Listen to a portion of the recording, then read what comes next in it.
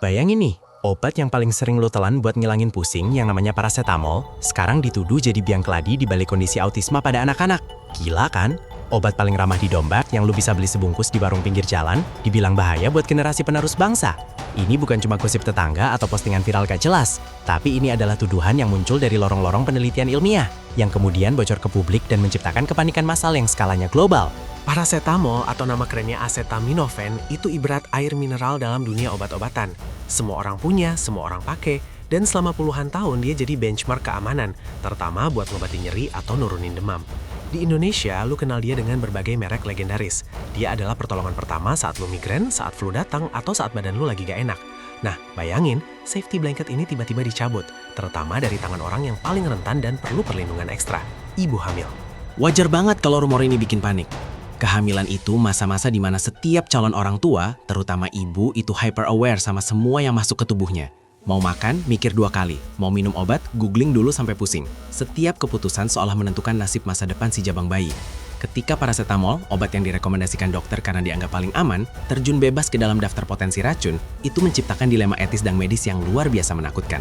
Kita harus tarik mundur sedikit ke belakang, ke awal mula api rumor ini menyala. Kisah ini bukan semalam suntuk muncul. Ini berawal dari apa yang disebut studi epidemiologi besar, yang pada dasarnya adalah penelitian pengamatan dalam skala raksasa. Para ilmuwan mulai melihat tren di antara ribuan, bahkan ratusan ribu data ibu hamil dan anak-anak mereka. Mereka mencari pola. Apakah ibu-ibu yang sering minum paracetamol selama kehamilan, anaknya punya kemungkinan lebih tinggi didiagnosis autisme atau ADHD? Di awal 2000-an, laporan awal mulai muncul, seperti bisikan pelan di lorong rumah sakit, tapi semakin lama semakin keras.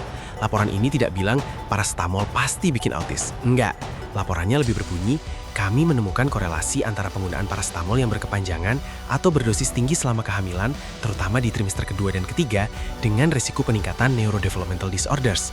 Kata kuncinya, korelasi.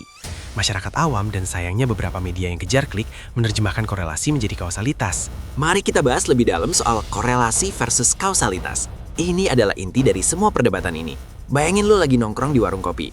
Lu lihat nih, setiap kali ada orang pesan kopi susu, dia pasti sambil ngerokok. Lu bisa bilang, ada korelasi antara minum kopi susu dengan merokok. Tapi, lu nggak bisa bilang, minum kopi susu menyebabkan orang jadi merokok. Atau sebaliknya, mereka hanya terjadi pada saat yang bersamaan.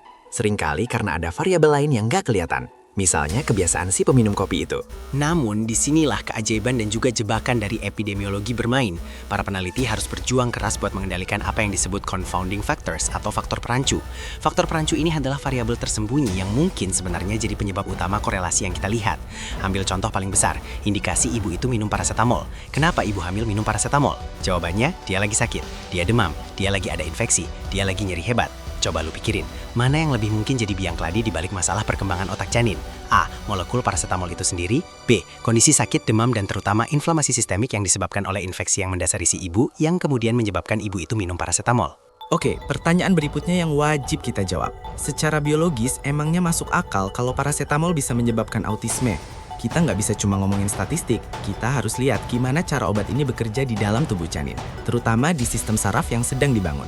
Ada 2 hipotesis utama yang coba menjelaskan mekanisme potensial paracetamol sebagai pemicu autisme atau ADHD. Kedua hipotesis ini sangat kompleks, tapi akan gue coba jelaskan pakai analogi paling sederhana. Hipotesis pertama, depleksi antioksidan dan stres oksidatif. Bayangin sel-sel otak janin itu adalah pabrik-pabrik kecil yang lagi overtime banget. Mereka lagi membangun koneksi saraf dengan kecepatan yang gila-gilaan. Paracetamol ketika masuk ke tubuh harus dipecah oleh hati. Nah, untuk memecah paracetamol, tubuh kita, terutama hati dan sel-sel yang terpapar, butuh glutathione dalam jumlah besar. Singkatnya, glutathione dikonsumsi buat netralisir si paracetamol. Hipotesis ini bilang kalau ibu hamil minum paracetamol dalam dosis tinggi atau berkepanjangan, glutathione di tubuh ibu dan janin bisa terdeplesi. Ketika petugas kebersihan habis, sampah menumpuk. Penumpukan sampah ini menciptakan apa yang disebut stres oksidatif. Stres oksidatif pada masa kritis perkembangan otak, terutama pembentukan koneksi saraf, dipercaya bisa merusak sel-sel saraf dan mengganggu sinkronisasi komunikasi antar neuron. Kerusakan ini pada akhirnya dihipotesiskan berkontribusi pada spektrum autisme. Hipotesis kedua, gangguan endokrin. Ini juga menarik. Perkembangan otak janin itu sangat sensitif sama sinyal-sinyal kimiawi, terutama hormon. Hormon adalah surat-surat instruksi yang mengatur segala macam proses, termasuk kapan sel harus tumbuh, kapan harus migrasi, dan bagaimana mereka membentuk identitas. Salah satu hormon yang krusial, terutama pada janin laki-laki adalah testosteron, yang berperan penting dalam perkembangan otak yang khas. Beberapa penelitian in vitro menunjukkan bahwa parasetamol bisa bertindak sebagai pengganggu endokrin. Artinya, dia bisa sedikit mengganggu jalur sintesis dan metabolisme beberapa hormon, termasuk testosteron. Dunia penelitian itu seperti kapal besar yang bergerak lambat tapi pasti. Setelah guncangan dari studi korelasi awal, komunitas ilmiah nggak tinggal diam. Mereka bilang, oke kita lihat ada korelasinya, tapi kita harus eliminasi faktor perancu itu. Dan dimulailah era studi dengan metodologi yang lebih ketat, yang kemudian menjadi titik balik dalam narasi parasetamol. Studi-studi yang lebih baru, yang dirancang dengan cerdas, menggunakan metode yang disebut sibling control, atau kontrol saudara kandung. Ini adalah trik statistik yang super canggih untuk menghilangkan pengaruh genetika dan lingkungan yang sama. Bayangin ada 2 anak dalam satu keluarga. Anak pertama lahir, ibunya nggak minum parasetamol karena dia nggak sakit selama hamil. Anak kedua lahir, ibunya lagi flu berat di trimester kedua dan minum parasetamol secara teratur. Kedua anak ini punya genetik dan lingkungan rumah yang hampir identik. Jika klaim parasetamol itu benar, maka anak kedua harusnya punya risiko ASD yang jauh lebih tinggi. Lalu, studi lain fokus pada variabel perancu terbesar, demam dan inflamasi. Mereka membandingkan 3 kelompok. 1. Ibu yang sakit atau demam tapi tidak minum parasetamol. 2. Ibu yang sakit atau demam dan minum parasetamol. 3. Ibu yang sehat dan tidak minum parasetamol. Hasilnya, kelompok 1 masih menunjukkan peningkatan risiko gangguan perkembangan saraf mirip dengan kelompok 2. Bahkan pada beberapa kasus, peningkatan risiko pada kelompok 1 lebih tinggi karena demamnya tidak tertangani dan mencapai suhu yang lebih berbahaya. Ini menguatkan hipotesis bahwa penyakit, demam, dan inflamasi yang melatar belakangi adalah penyebab sejati dari risiko tersebut, bukan obat yang digunakan untuk mengatasinya. Parasetamol di sini adalah penyelamat yang datang untuk memadamkan api, bukan bahan bakar yang memperparah kebakaran. Setelah semua tarik ulur data dan pertebatan sengit di jurnal-jurnal kedokteran, kita sampai pada pertanyaan paling penting. Apa keputusan akhir para ahli dan badan kesehatan besar dunia? Kita nggak bisa cuma ngandalin 1-2 studi, kita harus lihat konsensus medis global.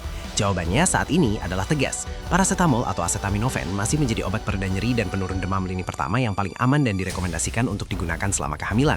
Badan Pengawas Obat dan Makanan Amerika Serikat, FDA, bersama dengan organisasi-organisasi besar seperti American College of Obstetricians and Gynecologists, dan bahkan Organisasi Kesehatan Dunia, konsisten dalam sikap mereka.